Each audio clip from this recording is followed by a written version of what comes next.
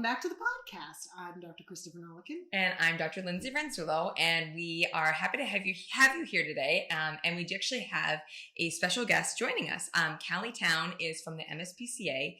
She is the training coordinator, dog training coordinator, correct? Correct. All right. Thank you for having me. And so we're really excited to have a trainer come and kind of just discuss a little bit about training and what that's all about. So maybe you could start by telling the audience a little bit about yourself and how you got into training. Well, I got into training the way a lot of people do. I adopted a dog from the MSPCA Nevins Farm and quickly realized that he had some behavior issues that I was unprepared to deal with, and I needed to seek help. And the more help I got from, fortunately, some wonderful positive-based trainers in the local area, the more I got interested and the more changes I saw in his behavior, and it just inspired me to keep going and learning more. And that's exactly how I ended up in the role that I'm in now, which is coordinating our public dog training programs. Oh, that's awesome. And so typically on an average week, then how many classes does the MSPCA really provide? Probably lots, right? We do. We have classes running every day of the week, and it amounts to a roughly 27 to 30 classes a week. We do everything from puppy classes for the youngest members of a person's dog family, all the way up through sport type classes, agility and canine nose work. So we have a full program. Oh, that's awesome. Yeah. What was what was your training involved in you becoming a trainer? That's a great question. So when I started to get more interested in training and started to think about it as something that I could pursue as a profession, again, I was lucky enough to be taking classes with one of my dogs at a really wonderful training facility that was at that time down in Littleton, and started becoming an assistant for their trainers. And again, the more I learned, the more I wanted to learn. So I eventually did a course called the instructor training course through dogsofcourse.com, and they do a week-long intensive training program teaching you the ins and outs of how to be a dog trainer and how to run a dog training business. I did that, and I did their consulting course as well, sort of their second level course. And then by then, the MSPCA was building a new building this now a long time ago, but back in 2004, we were building a new facility, and we had wanted to have a dog training for a long time, but just didn't have the space. And then we finally did have the space. So I asked if I could help with the program and started it. And I think that the training part, like how you actually got trained, is somewhat interesting, because very often, I'm sure you probably hear this as well, people go to seek out trainers, and there's really a huge spectrum of trainers that you can get. You can get people that just seem to really enjoy dogs and have trained themselves, if you will, and then other people that do more of an official path, like it sounds like you went through. Right. Unfortunately, in the dog training industry, it is not well regulated at this point. And so literally anyone can say that they're a dog trainer just because they own a dog or they're interested in dogs. Seems to be very common in the industry. Yes. Yeah. It's unfortunate because there are wonderful paths to certification, really well thought out certification programs, such as the certification for pet dog trainers, Karen Pryor Institute. There are ways for people to become a much more professional trainer. And those are the types of trainers that we seek out for our own program. Those are the types of trainers that we follow. And the MSPCA is very fortunate also now to have a dedicated behavior team and department based out of our Boston office. And those folks have advanced degrees, PhDs and master's degrees in applied animal behavior. They're even more experts in difficult behaviors, challenging behaviors. Yeah. So is there something that people can look for after someone's name or their certification to say, or is there licensure to say, this is somebody that's maybe had more formal training versus someone that doesn't? Yes. So if they have received a certification through the certification for pet dog trainers, you'll see CPDT-KA after their name. Mm-hmm. That means that they have passed that test. They've applied, they have the requisite experience, and they continue their education through CEUs like vet tech or Yeah. anyone in a professional field. The Karen Pryor Institute, it would be KPA-CTP. So Karen Pryor Academy, certified certified training partner. And similarly, they have to continue their education once they have achieved that certification. So those would be the two things for our training staff that we would be having. Yeah, that you'd be looking for. Yeah. Well, I think that's really good because I feel as though you hear some, at least, from our perspective, when we're in the room with clients, if they have a pet and they're getting trained by somebody that we don't either know the facility that they're going to, or it's just somebody that they found online or through a friend, sometimes some of those techniques, are not necessarily the ones that we would encourage people to use. And so I'm sure there's probably a lot of dogs that, and honestly, if you start a training down that pathway, you probably can be setting yourself up you can probably setting yourself up for failure, or you're already like going behind the 8 ball or whatever the term is, right? Where you're actually like creating more harm than benefit. Yeah. I mean, our training programs are based in evidence-based training. And so we look to science to guide us in our principles, and they're essentially basic learning principles that apply to any animal, including ourselves. And those are the things that we use to work with dogs, and with a lot of the animals actually on the property, not just dogs. But there are many techniques out there. Dogs are fortunately and unfortunately a species that are very amenable to getting all kinds of behaviors in all different ways. We simply feel strongly that we should be using the least invasive, minimally harmful techniques possible at all cost. So those are the guiding principles that we look to when we're training. Yeah. Yeah, I think people are maybe often surprised to think about it in terms of evidence-based, but it really is like what you take a psychology class in, high school, and those are actually the same principles that you're using, positive reinforcement, correct, operant behavior, like associating a behavior with a reward, all of that stuff. And it's fascinating. It actually works probably in a way that humans are way more complicated, but yet dogs respond in just this very rewarding way. Yeah. Mm-hmm. Right. So you see the results very quickly, I think. That positive reinforcement. Yeah. Right. Absolutely. I frequently, when I'm talking to people about our training programs, I will say that our goal is to train the people. The dogs sort of come along for the ride because these principles and these techniques work so well that they just, again, you see the increases and the changes in behaviors very, very fluidly. It's a matter of empowering and teaching the people techniques so that they feel good enough about what they've learned to go home and do it at home. We care deeply about the relationships that people have with their dogs when they're at home, because that's where it matters.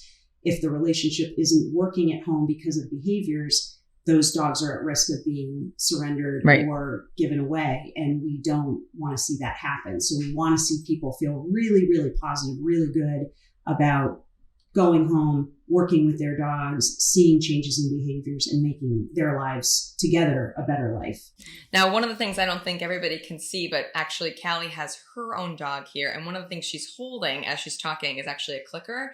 And so clicker training, I think if you are, new to dog ownership, you might not know what it means, but it's been around for a little bit now. And in vet school, when we were in vet school, one of our behaviorists did a session of clicker training where they wanted to clicker train, like we wanted to clicker train each other, meaning that we couldn't talk, we couldn't communicate, but we would have to basically train a classmate to do a certain behavior. They didn't know what the behavior was. And they didn't know what the behavior was. And we would only have to use the clicker and positive reinforcements with that clicker. And it was actually quite remarkable, one, how hard it was being the dog, if you will, like being the person that's supposed to be learning. So it gave a whole nother sense of appreciation of, wow, they want me to sit, they want me to lay down. We might be saying these words to the dog, but at first the dog really has no idea what these words mean. And so having that appreciation was something that was remarkable, right? Because you say, okay, if I can't communicate, we can't use these words, this is how we can learn. But once we picked up on it, people, just like dogs, actually started learning faster and faster with the clicker. They do. Using a clicker is simply a small device that can emit a sound that is a neutral sound. And we use it as a marker signal to the animal that says, that's the behavior that's going to pay in some type of reward. Frequently with dogs, we use food, but it's not the only reward or reinforcer that we would use. There are tons of things at people's disposal once they start to really understand and know their dog and what their dog's preferences are to be able to guide and improve behavior. So for one dog, a car ride might be the be-all, end-all best reward that they could be asked for. I personally owned a dog who really, really loved to go after kicked snow. And I taught several trick behaviors just in the winter kicking snow because food wasn't as important to him. But you essentially pair up this marker signal with something that the dog would naturally want anyway, and it increases the behavior. You mentioned doing an exercise with people, and it is a sort of an interesting way to realize that we are the verbal species and we love to talk.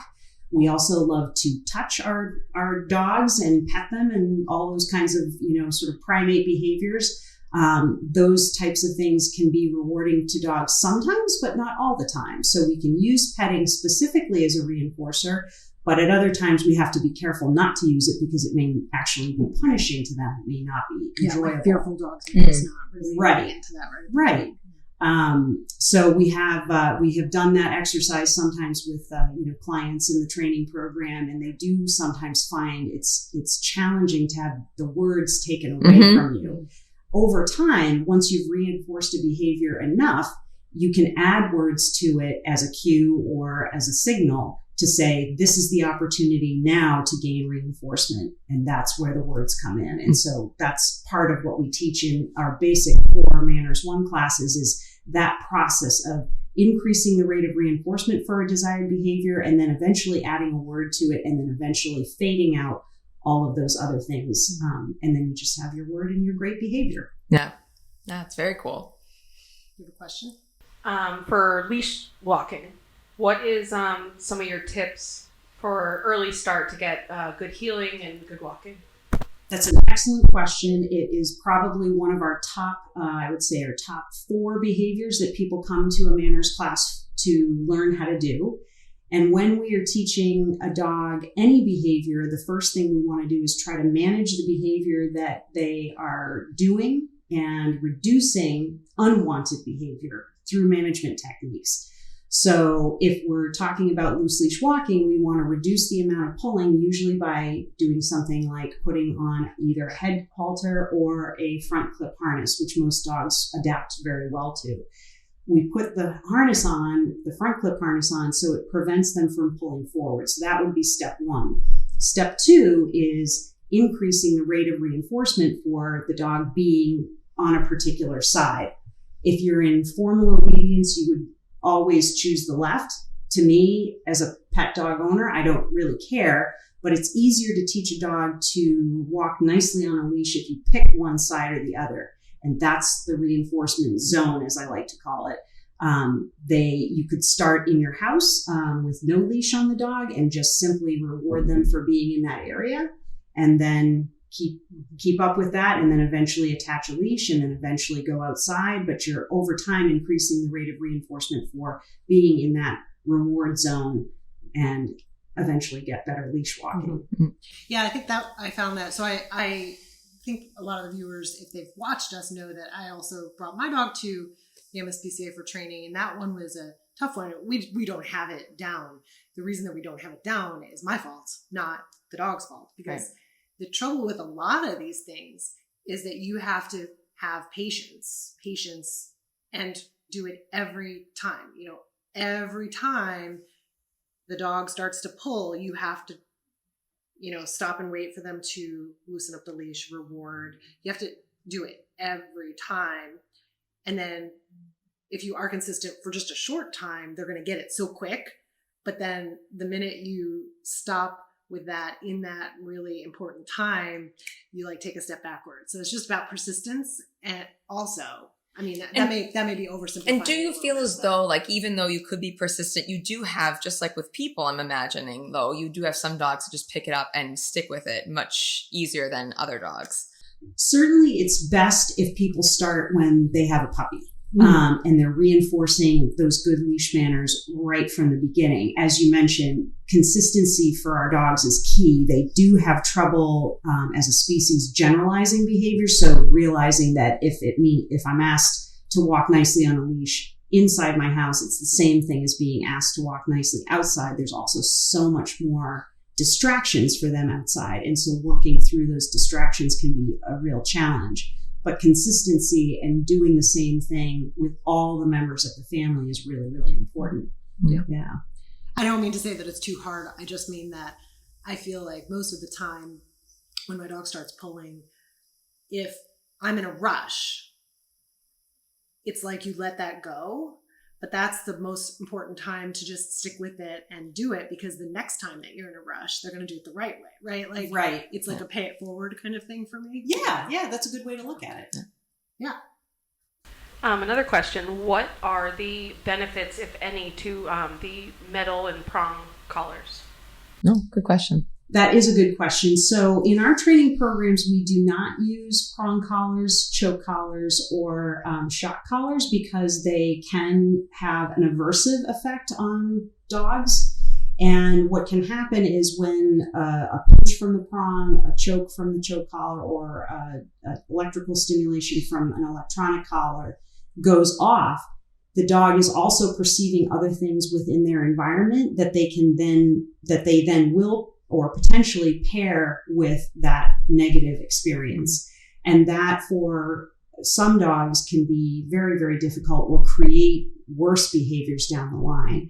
I would much rather prefer that we use, again, a front clip harness to prevent pulling, or a head collar if it's a particularly strong dog. Those would be the tools that I would go to as opposed to a prong collar. Yeah, I don't think that we're not always as good as associating what's happening right now. The clicker even can be hard for people to remember to click right at the right moment. Right. For some of those behaviors that are so fleeting. Mm-hmm. You've got to get it right when the dog's doing the right thing and not the wrong thing, right? Click.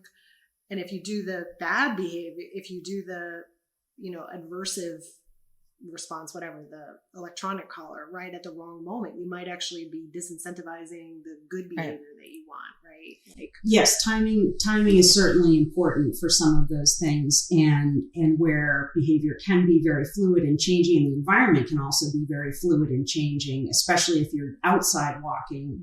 Those are the potential pitfalls. Like you might be like providing negative reinforcement for a dog like wagging its tail, as opposed to the thing you thought you were doing. Right. And another question that we get a lot of times from a lot of our clients is, they've had dogs before in the past. They feel as though they've done a fairly decent job, training them, and they get a puppy and they're like, well, I don't think I need a puppy school. That's probably the biggest time, anytime that they get that puppy, is really reinforcing to go to puppy school, to go to training. Because not only you might have some tips and techniques that you feel very comfortable using, but they're going to be able to socialize with other dogs, other distractions, and be able to learn maybe even more tips or techniques, but be able to be around all of that stimulus and be able to listen to you at the same time. So it really has, a very positive benefit. Absolutely. For anyone in the dog training field, we think that there is, just this extremely important window of opportunity between about 4 to 6 up to about 12, 16 weeks of age, where an owner has an incredible opportunity to really set the groundwork for a wonderful companion later on. And part of that is through positive social experiences. And those aren't necessarily where you force the puppy into experiences that you think you want them to experience, but learning how to read their body language so that you can tell how the puppy is feeling about something. Our puppy classes are well structured and well thought through, so that we're providing feedback to the owners on how the puppy is interacting within the environment. They're getting to see new people, new dogs. We use props and surfaces and all kinds of things that, again, back a long time ago, people might not have thought that was an important thing. But we're able to help them get through some of those early months and make them be positive experiences, so that hopefully that puppy can grow up and be a behaviorally happy dog. Yeah, I will say the biggest frustration that I think a lot of us run into on the daily basis is maybe the different disparity between what we think and what is real life. Everyone thinks they're a good driver. Right. That is true. Everyone thinks their dog is really well behaved. I'm just going to put a call out there. This is no shade on any of you. Most dogs could benefit from some degree of training. Yeah. In addition to what you've already done. A lot of dogs come in, they're just not that well mannered, and we're fine. We'll deal with it. We're very happy. Like, you could probably have a better relationship with your dog through doing some training, do an additional training class from what you already did. If you've never done one, do one. Yeah. Learn a few techniques. Maybe some of you get the agility bug and you're excited about it. Maybe you just do the one, set of classes, but like the majority of dogs could use some work on their behavior. And I'm sorry, I'm not trying to insult anyone. Yes, we have another question. Yes, Lauren? This one's about senior pets. Can you train older dogs? Can you train Is it worth new Yes, tricks? basically. Is it worth doing training for any sort of behavior issue or little things like clicker training with senior pets? It is, that's probably so far my favorite question to date. So the first dog that I took through training classes was a 9-year-old stray beagle. And I used to get people when I was in the class looking at me funny, like, why did you never take this dog to class before now when she's all gray? And I was like, well, I didn't own her before, so she's here now. And we really love seeing senior dogs in our classes. Recently, one of our former staff members just had her dog go through one of our Canine Good Citizen classes, and she passed her Canine Good Citizen test actually on Monday with a 9-year-old pit bull named Bruce. So it really is true that this type of training where we're using marker-based training, evidence-based training, can improve the life of any dog at any age. That senior pet, maybe a 9-year-old dog or a 12-year-old dog, might not be really the best choice for hardcore agility classes, but we do have canine nose work, which also really works with dogs stimulating their brain and keeping their brain active. And you don't have to be, a young whippersnapper to do that class. You need a nose that functions, and older pets really can benefit from training.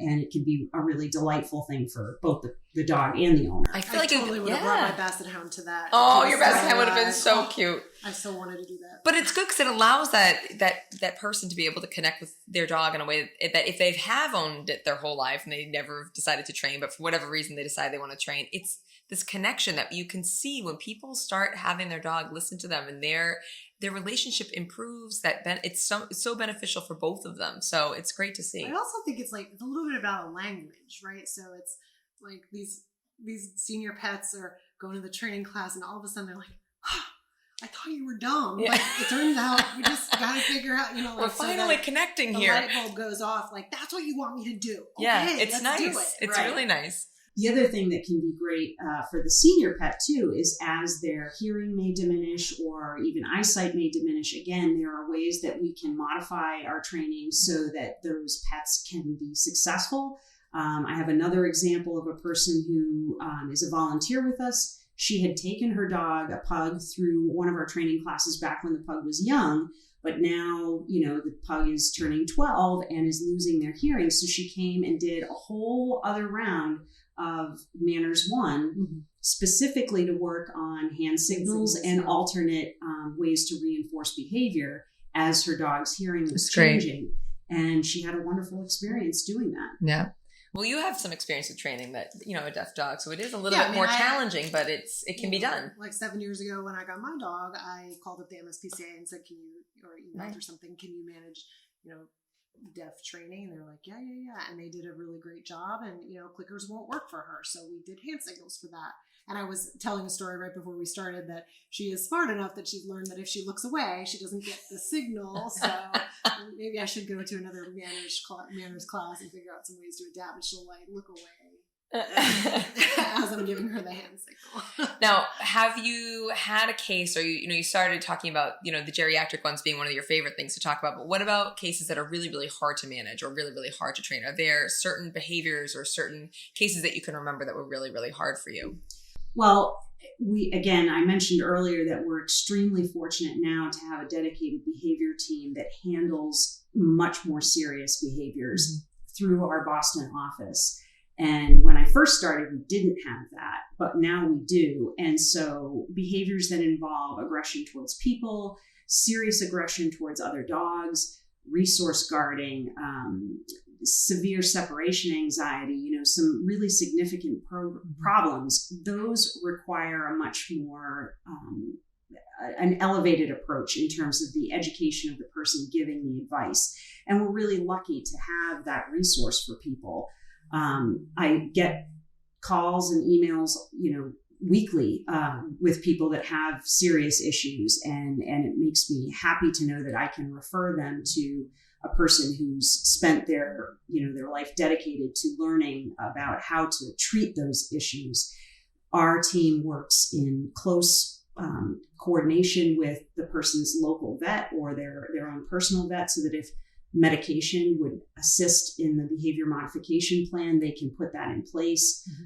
And that can make a huge difference in the life of that animal. With most of those behaviors, the really significant ones, the animal's living under a certain amount of stress constantly. Right. And it's just not a fun life. So the quicker we can get those people referred out to the right types of support, the better.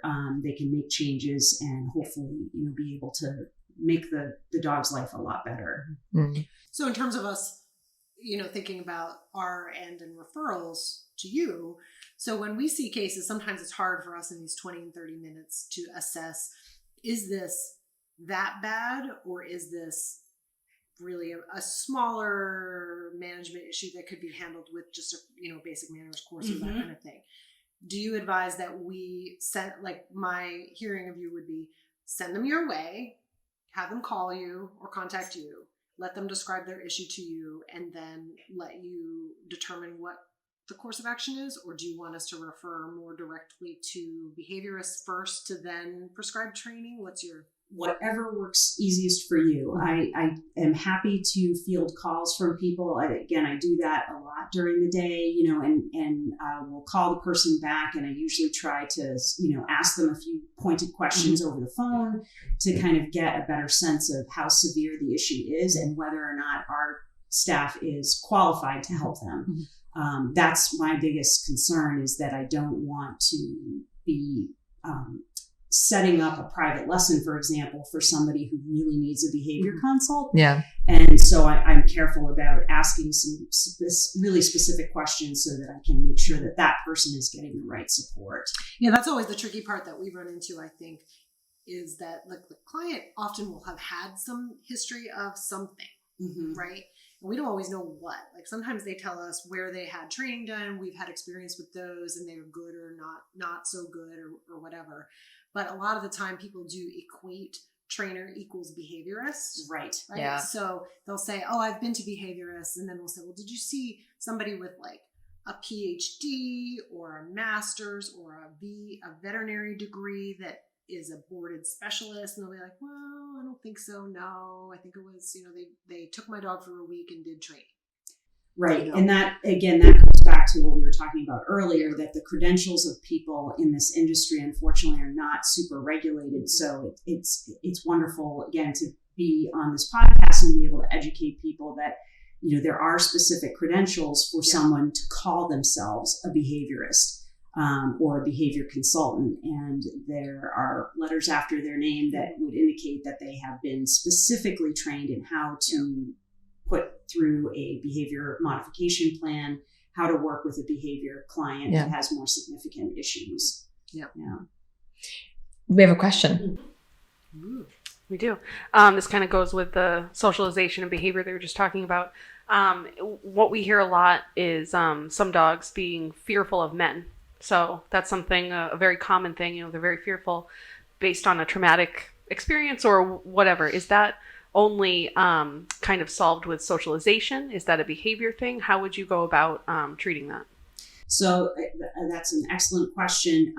We were just looking at an article about this recently, and what it stated was that somebody did a study where they showed that physically men, when they're approaching, even when they're not actually moving towards a dog, the dog is perceiving that they are moving towards them. Interesting. Whereas with women, something with the way they hold their bodies, the way they physically hold their body and the way they move. And so if you go back to the socialization component, it's important with puppies to socialize with as many different types of people, children on up to men, people with hats, people with winter coats, all those kinds of things, to help them understand that all of these people are safe. If you end up with an adopted dog where you don't know the socialization history, but you observe behavior that shows you that maybe this animal is nervous around this type of person, then you want to, again, work with one of our training staff or works with somebody who you trust to help the dog learn that that person is still safe. And if the behavior is really significant where they're growling, barking, or lunging, then that would be a call that you could put in, and we can help you get to the right person so that you can get the support that you need so that behavior doesn't become worse. Mm-hmm. Yeah, I think a lot of times people think as though, and it could be, for these adopted dogs, that they've been abused by a man just because they react poorly to men. But in some ways, because we don't know the history, sure, that is always a potential. But I think that in general, as you're saying, it really is just men are kind of at a disadvantage anyway, just from their tend to be bigger, taller, they have deeper voices, right.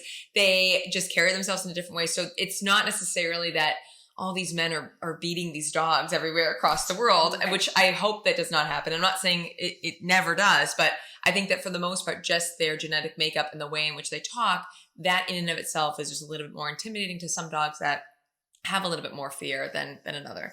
Right. And in many cases, I think that I hear the same thing. People assume that there's been some level of abuse, and often it's not necessarily, unless you know for certain that actually occurred.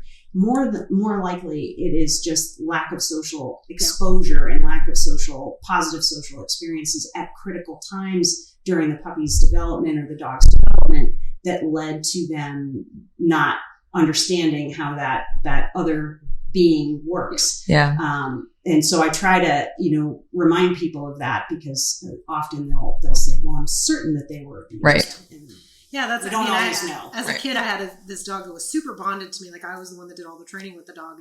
And then, and we didn't get her until she was 12 weeks because the breeder wanted to hold her until she was 12 weeks and all of this. She was very well socialized with everyone because we always had people in and out of the house and positively reinforced. Then I go off to band, right? Band geek. Come home in my hat with the plume.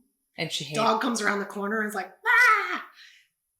It's me, right? She doesn't recognize it as me because I've got a chicken on my head. Right, yeah, right. And it can be that simple. Like she never got exposed to anyone wearing a crazy hat like that. And right. That was like a fearful experience with someone that she otherwise adores. Right.